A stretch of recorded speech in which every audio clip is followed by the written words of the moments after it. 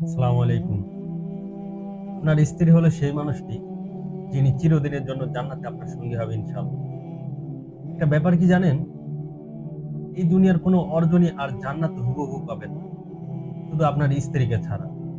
তবে হ্যাঁ, আপনার দুনিয়ার মুত্তাকি বন্ধুরাও জান্নাতে থাকে। কিন্তু আপনার স্ত্রী হলো সেই জন যিনি প্রতিটি মুহূর্ত দুনিয়াতে যেমন আপনার সাথে ছিল, তেমনি জান্নাতেও থাকবে। তাকে অবহেলা নয়, ভালোবাসুন।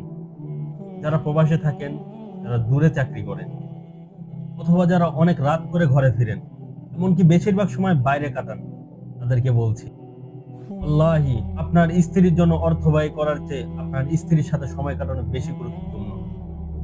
সে তার পুরো পরিবার ছেড়ে আপনার মতো একটা অচেনা পুরুষকে বিশ্বাস করে আপনার ঘরে এসেছে, আপনার ভালোবাসা পাবার জন্য, আপনার ঘরে চাকরানি হবার জন্য নয়। এখন আপনি বলতেই পারেন, তাহলে ঘরের কাজ কে করবে? ঘরের কাজগুলো আপনার করা লাগবে না, কাজগুলো সেই করবে, নিজে থেকেই করবে, আপনি যদি তাকে উৎসাহ দেন। এই সেই মানুষটি যিনি এখন আপনার সাথে আছে। এই মানুষটি আপনার চিরদিনের চিরস্থায়ী সাথী। এখন থেকে অনন্তকালের সাথী যার বন্ধন। জান্নাতে কখনো বিচ্ছিন্ন হবার ভয় নেই।